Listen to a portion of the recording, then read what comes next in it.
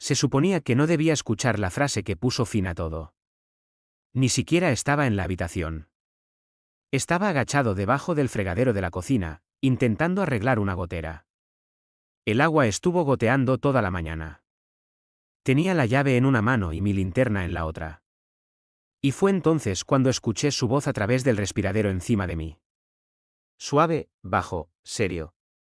El tipo de tono que usa la gente cuando cree que ya ha salido de casa. Simplemente no es el hombre que pensé que sería. Pausa. Ya terminé, Paige. Realmente terminé. Simplemente no se lo he dicho todavía. Me quedé helado. Ni siquiera me di cuenta de que mi mano estaba apretando la llave hasta que se resbaló y chocó fuertemente contra la tubería. Silencio arriba, luego sus pasos. Unos cuantos pasos cautelosos y luego nada. No me moví. No respiré. Me quedé sentado en el suelo de baldosas, empapado en agua oxidada, con el corazón a punto de hundirse. Mi nombre es Ira. Tengo 39 años. Trabajo en soporte técnico remoto desde nuestro ático, arreglo cosas en la casa y aparentemente, ya no excito a mi esposa. Su nombre es Fallon. Hemos estado casados 9 años, sin hijos, solo un gato al que ambos pretendemos amar más de lo que realmente amamos. Vivimos en Ohio, en una modesta casa gris en una calle donde cada césped parece estar tratando de ganar un concurso en el que nadie aceptó participar. Sabía desde hacía un tiempo que Fallon se había vuelto distante. Ella sonrió como si estuviera fingiendo. Ella suspiró mucho. Hojeó su teléfono en la cama hasta que la luz de la pantalla le blanqueó la piel. Pero nunca imaginé que ella ya estaba emocionalmente empacada y lista para partir. Después de esa mañana, no la confronté. No pregunté quién era Paige ni qué más había compartido. Ni siquiera mencioné la conversación. ¿Qué iba a decir? Oye, cariño, te escuché desconectarte emocionalmente de nuestro matrimonio por el altavoz mientras yo arreglaba una tubería. No, ni siquiera podía soportar mi propia reacción, y mucho menos la de ella. Simplemente me encerré en mí mismo. Empecé a llevar una pequeña libreta verde, no digital, una libreta de verdad. Escribí las cosas que me dijo que me parecieron mal. Anoté la vez que llegó tarde a casa después de hacer yoga con el cabello perfecto. Anoté cuando su ubicación estaba apagada en su teléfono y de repente volvía a encenderla. Lo escribí todo. No por venganza, no para construir un caso, solo para recordarme a mí mismo que no estaba perdiendo la cabeza. Ella comenzó a decir cosas que me cortaron de manera sutil. Ira, eres demasiado estable. No hay fuego ni espontaneidad. O pensé que el matrimonio se sentiría más como un viaje. Esto simplemente se siente como estar quieto. Quería gritar. Por supuesto que nos quedamos quietos, Fallon. Eso es lo que sucede cuando una persona se aleja mientras la otra simplemente intenta mantener la maldita puerta abierta. Pero nunca dije eso. Asentí. Sonreí. Me ofrecía preparar la cena más a menudo. Descargué una aplicación de meditación que le gustaba. Incluso intenté levantarme más temprano para caminar con ella antes de su trabajo. Ella siempre se negó. Ella ya me había dejado. Simplemente no había movido su maleta. Luego llegó la noche del miércoles. Entró en la sala mientras yo doblaba una sudadera y dijo rotundamente, Ira, creo que ya terminé. Sin acumulación, sin drama, sin ira. Solo eso. Como si estuviera diciendo que había terminado con los platos o la ropa. No sé qué esperaba. Lágrimas, un discurso, una pelea. Tenía todas esas cosas dentro de mí, hirviendo, pero no le di nada de eso. La miré. Sostuve su mirada. Luego asentí una vez. Está bien, dije. Ella ladeó la cabeza, confundida. ¿Eso es todo? No respondí. Entré al dormitorio, cogí la pequeña bolsa de lona que había empacado silenciosamente 2 días antes. Tomé mi cuaderno verde y salí de la casa sin cerrar la puerta. Fallon no me siguió. Ella no gritó. Tal vez ella pensó que estaba mintiendo, pero no era así. Porque ella nunca lo vio venir. Me registré en el Sandstone Motel, justo al lado de la Ruta 42. El tipo de lugar con sábanas ásperas, luces vibrantes y un desayuno de cortesía que nadie toca. No me importó. No buscaba consuelo. Estaba buscando silencio, espacio, el sonido de algo más que el suspiro de Fayón cuando entré a su habitación. La mujer de la recepción no hizo preguntas, simplemente me pasó la tarjeta de acceso. Me entregó un vale de la máquina expendedora y volvió a mirar su crucigrama. Lo aprecié. El mundo parecía ruidoso y su silencio fue un pequeño regalo. La primera noche sola no me pareció libertad. Se sintió como dolor.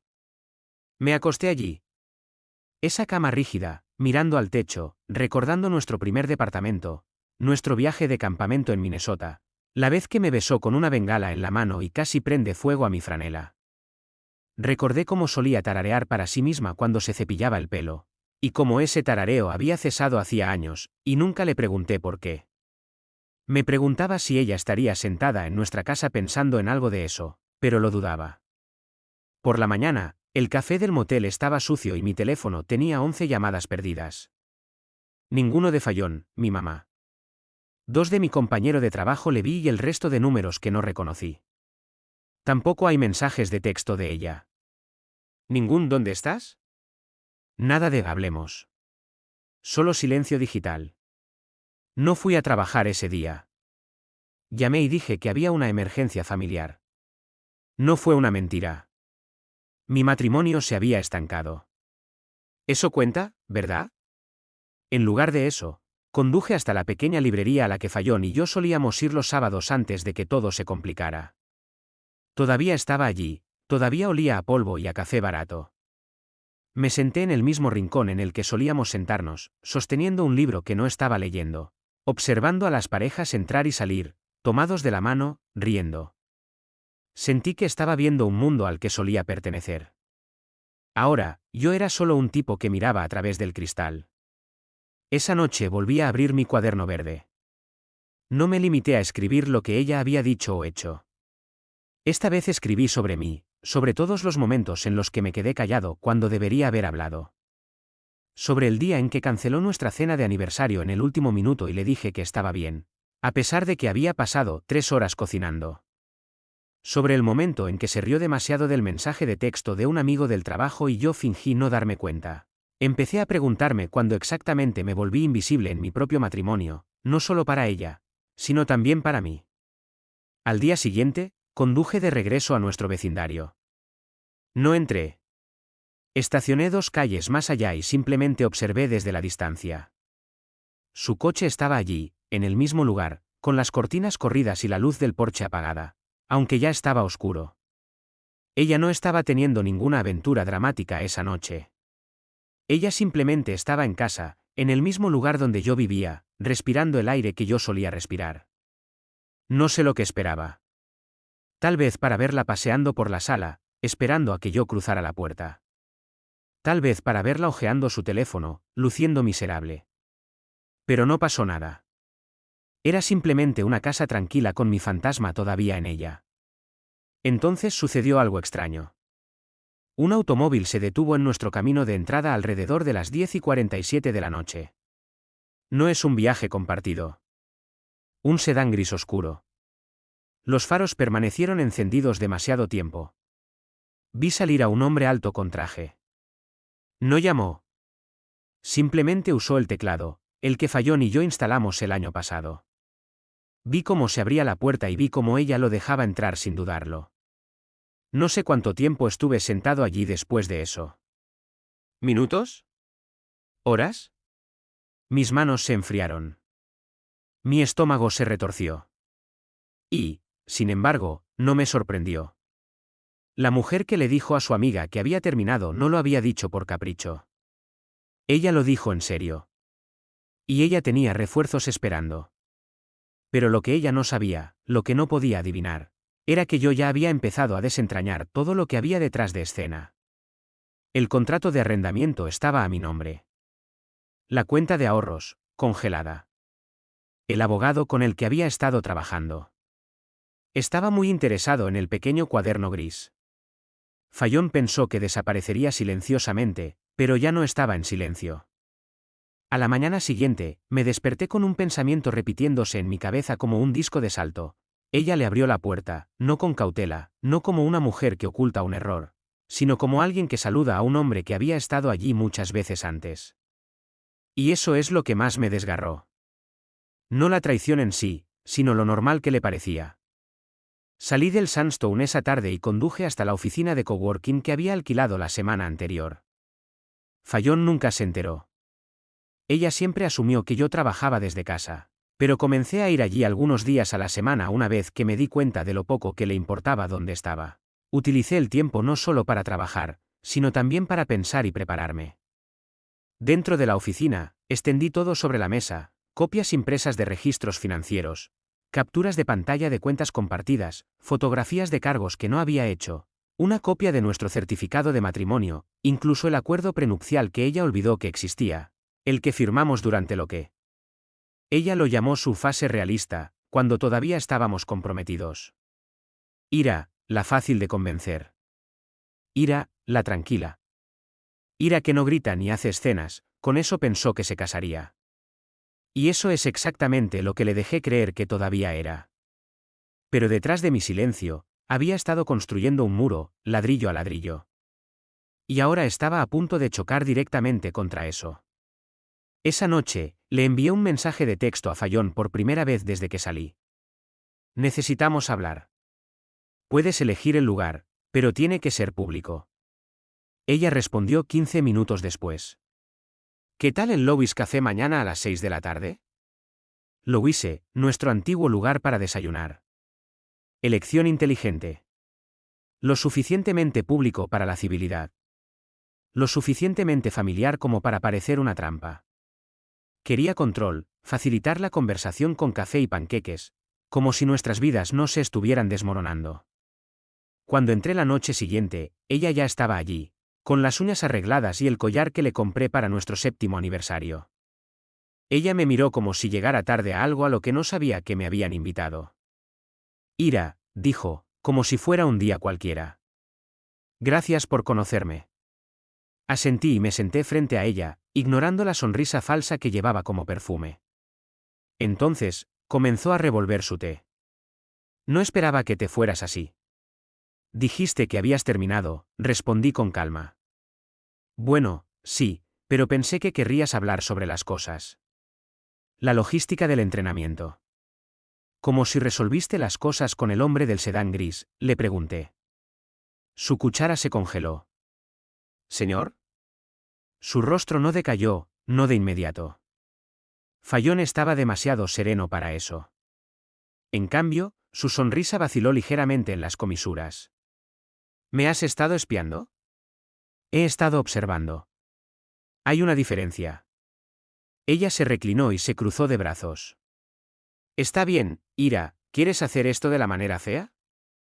No, dije, ya lo he hecho de manera inteligente. Saqué un sobremanila y lo deslicé sobre la mesa. ¿Qué es esto? ¿Tu plan de salida? Firmado por ambos abogados. Sin pensión alimenticia.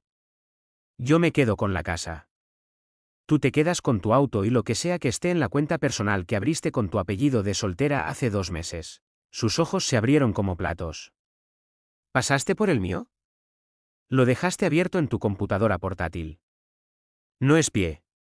Simplemente dejó de importarte si lo veía. Ella no dijo nada.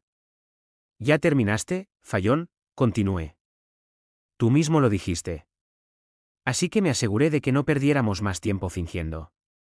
No quise decir esto así, susurró.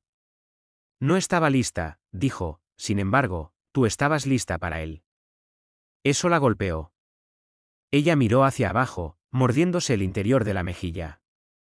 Por una fracción de segundo, vi arrepentimiento en sus ojos. No tristeza, solo arrepentimiento por no haber controlado la narrativa. ¿Crees que eres la víctima aquí?, dijo de repente, agudizándose. Siempre fuiste tan pasivo, como un fantasma caminando por tu propia vida. Asentí. Tienes razón. Fui pasivo. Pero los fantasmas lo observan todo. Y ahora estoy persiguiendo la versión de mí que pensaste que podías dejar atrás. Se puso de pie abruptamente, haciendo que su silla perdiera ligeramente el equilibrio. Haré que mi abogado llame al suyo, espetó, agarrando el sobre. Ya lo he hecho, dije, sin levantar la vista. Hace 3 días. Ella salió, sus tacones golpeando fuertemente las baldosas, su columna recta pero sus manos temblando. Lo suficiente como para que yo lo notara. Mientras la veía desaparecer en el estacionamiento, algo dentro de mí finalmente encajó en su lugar. No triunfo. No venganza. Solo claridad. Ella pensó que desaparecería silenciosamente, como todas las otras cosas de las que se había cansado. Pero me fui con la cabeza en alto y ella nunca lo vio venir. Pensé que después de nuestro encuentro en Lewis, las cosas se calmarían. Que Fallon se retiraría, lamería sus heridas y dejaría que el polvo se asentara. Pero eso no es lo que pasó. No con alguien como ella. A la mañana siguiente recibí una llamada de un número que no reconocía. Lo dejé ir al correo de voz. Unos minutos más tarde, otro. Luego un texto. Este es Calvin, el hermano de Fallon. Llámame. No le está yendo bien. Me quedé mirando el mensaje por un rato. Calvin y yo nunca habíamos sido cercanos. Era uno de esos tipos que convertían todo en una broma. El tipo de hombre que te daría una palmada en la espalda demasiado fuerte y te haría preguntas invasivas con una sonrisa. Pero la redacción, ella no está bien, eso se me metió bajo la piel. Fallon podría habernos destrozado, pero no quería que ella se desmoronara. Llamé. Él respondió de inmediato. ¿Iré? Oye, hombre. Sé que esto es raro, pero ella está en espiral. Define espiral, dije, tratando de no sonar cínico. Llegó a la casa de nuestra mamá llorando y luego se encerró en el baño durante 2 horas. Ella está diciendo que la tomaste por sorpresa, que no sabía que la ibas a dejar. Terminé. Se quedó en silencio. Luego, con cuidado, dijo, planeaste esto durante meses. Que la hiciste parecer la villana. No era necesario, dije en voz baja. Ella misma se encargó de esa parte. Otro silencio. Luego suspiró. Mira, hombre, no sé qué pasó entre ustedes dos, pero sí sé que ella no pensó que lo tenías dentro. Lo que sea que hiciste, la puso nerviosa. Esa parte me hizo detenerme. No esperaba que a Fallon le importara, que reaccionara. Pensé que usaría ese tipo de traje gris como paracaídas y aterrizaría en algún lugar nuevo sin mirar atrás. Pero aparentemente, la había sacudido de una manera que nunca pude hacerlo cuando estábamos casados. Más tarde ese día, Fallon me llamó ella misma. No respondí. Dejó un mensaje de voz: Ira, solo quiero entender. ¿Cuándo cambiaste? ¿Cuándo empezaste a planificar todo esto? ¿Quién eres ahora? Allí estaba, sin culpa, sin disculpas, sin apropiación, solo confusión porque me había convertido en algo que ella no anticipó. Que había dejado de ser predecible. No respondí. En cambio, me concentré en reconstruir. No es un plan de venganza, ni una transformación dramática de la vida, solo lo básico.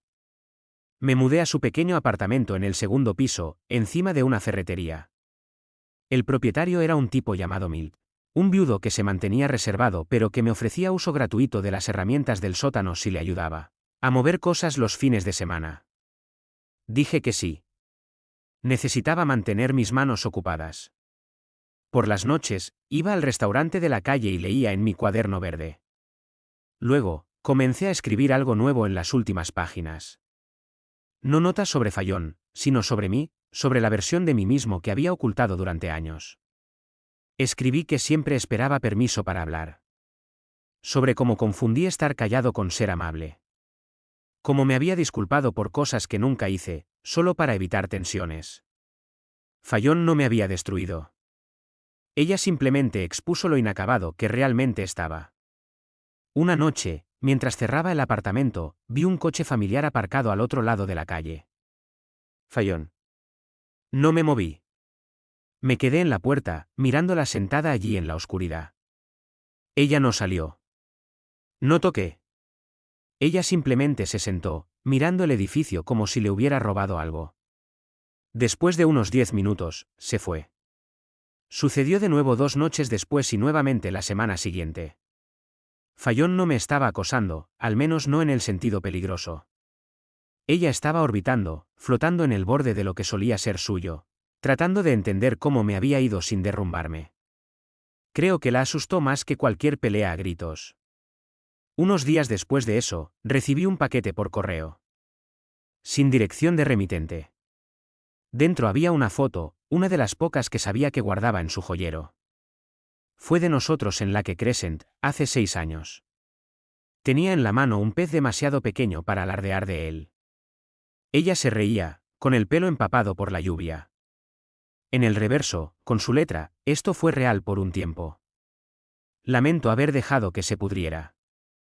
Sin firma, solo eso. Lo miré durante mucho tiempo, con el corazón atrapado en algún lugar entre la rabia y la tristeza. Luego lo doblé, lo deslicé entre las páginas del cuaderno verde y guardé ambos en el cajón. Fayón quería reescribir el final, pero ya no la dejaba sostener el bolígrafo. Una semana después de que llegó el paquete, finalmente dejé de mirar la puerta. Por un tiempo, cada vez que un auto desaceleraba cerca de mi edificio, casi esperaba que fuera ella otra vez. Fayón. Otra visita nocturna, otra vigilancia silenciosa, otro recordatorio de cómo terminó nuestro matrimonio. No con fuego, sino con escarcha. Pero el auto no regresó. El texto se detuvo. Su hermano dejó de llamar. Era como si la tormenta hubiera pasado, no con destrucción, sino con abandono. Al principio me dije que era paz. Pero en el fondo, lo sabía mejor. Fayón estaba recalculando. Seguí avanzando. Empecé a ir a correr en grupo los sábados, aunque odiaba correr. Comencé a ayudar a Milmore con la ferretería de abajo, abasteciendo estantes y levantando paletas. El ritmo, el esfuerzo, el aspecto físico, me cimentaron. No solo me estaba recuperando, estaba volviendo a entrar al mundo. Entonces sucedió algo que volvió a agrietar la superficie. Una mañana, mientras revisaba mi correo electrónico, vi un mensaje de Fayón. La línea de asunto decía simplemente, malentendido. Pasé el cursor sobre el icono de la papelera, pero ganó la curiosidad. Lo abrí. Ira, nunca te conté toda la historia. El hombre que viste, no es lo que piensas. Su nombre es Chandler. Él era mi terapeuta. Lo he estado viendo durante meses después de que mi padre falleció, y no quería que lo supieras. Pensé que lo verías como una debilidad. Por eso tenía el código de la puerta. Lo dejé entrar para que pudiera controlarme después de que me salté las sesiones. Nunca hubo nada romántico, te lo juro. Lo leí 3 veces. Luego un cuarto. Luego cerré la computadora portátil y miré al techo durante 20 minutos, sintiendo algo que debería haber sido alivio, pero que se sentía más como una traición disfrazada. Si fuera cierto, si Chandler era solo una terapeuta, ¿por qué nunca mencionó el dolor? ¿Por qué dijo que había terminado, como si yo fuera un sofá desgastado al que no podía devolver? ¿Por qué hablar de mí con su amiga Paige, como si ya fuera un fantasma? ¿Por qué nunca invitarme a ese dolor? Y entonces me di cuenta. Incluso si ella no me hubiera hecho trampa en el sentido tradicional, aún así me sacó de su vida emocional mucho antes de que yo saliera por esa puerta. Dejó que otro hombre tuviera acceso a sus partes más privadas. Quizás no su cuerpo, sino su alma. Ese tipo de intimidad deja una cicatriz igual de profunda. Aún así, hice algo que no esperaba. Yo respondí. Entonces deberías haber dicho algo cuando todavía estaba allí. No tenía miedo de tu dolor, Fayón. Tenía miedo de todo lo que me ocultaste. Me alegro de que recibieras ayuda, pero no tenía ni idea de que la necesitabas. Esa es la parte que me rompió. Ella nunca respondió. Ni una palabra, ni un punto, nada. Y por alguna razón, ese silencio se sintió más definitivo que el día en que dijo que había terminado. Pasaron las semanas. Llegó el otoño. Las hojas a lo largo de la ruta 42 ardían de color dorado y carmesí, y comencé a sentirme más ligero. Mi cuaderno verde, que alguna vez fue un registro de dolor silencioso, se convirtió en un lugar para bocetos y listas, nuevas metas, nuevas recetas que quería probar, Incluso nombres de ciudades que me gustaría visitar. Entonces, una noche, mientras cerraba la ferretería, Milt señaló el mostrador y dijo: «Tienes una visita». Me volví, esperando a un vecino, tal vez un cliente de principios de semana. Pero no fue así. Era Paige. Sí, esa Paige. Amigo de Fallon. El de la llamada telefónica. Parecía incómoda, como si alguien hubiera asistido a la boda equivocada. Llevaba en la mano un pequeño sobre marrón y una taza de café muy grande. Me apresuré, dijo. ¿Podemos hablar? Todo en mí gritaba no, pero de todos modos hice un gesto hacia el banco de afuera. Ella se sentó. Me senté. La noche bullía de grillos y de tráfico lejano. No vine a causar problemas, comenzó. Pero Fallon no sabe que estoy aquí. Perdería la cabeza si lo supiera. Es bueno saberlo, dije rotundamente. Ella me ofreció el sobre. Creo que deberías tener esto. Fallon te lo escribió una semana después de que te fuiste. Ella nunca lo envió. Lo encontré por accidente. Al principio no lo tomé. Me quedé mirándolo en su mano. ¿Por qué me das esto ahora? Paige vaciló. Porque merecías más que un cierre en silencio. Y porque, honestamente, no creo que ella ya sepa lo que quiere. Pero vi cómo te trató y no estuve de acuerdo con eso. Finalmente tomé el sobre y lo metí en mi abrigo. No lo abrí entonces. Simplemente le di las gracias en voz baja y la vi alejarse hacia la oscuridad. Esa noche, me quedé mirando ese sobre durante horas, sin leerlo, solo sosteniéndolo, preguntándome si el cierre realmente podría venir de las palabras que estaban escondidas en un cajón como una disculpa secreta. Finalmente, la abrí. Y lo que leí en el interior cambió todo lo que creía saber sobre por qué me soltó y qué significaba realmente. Cuando alguien decía he terminado. El sobre contenía 6 páginas, rayadas y escritas a mano, algunas palabras tachadas, otras subrayadas 2 veces. Ni siquiera me di cuenta de que estaba conteniendo la respiración hasta que comencé a leer. La letra de Fallon parecía más temblorosa de lo habitual. Más desordenado. No la nota limpia y cuidada que solía dejar en el refrigerador o las listas de tareas recortadas que encontraba en su agenda. Esto fue algo crudo, algo más cercano a lo que desearía que ella hubiera dicho en persona.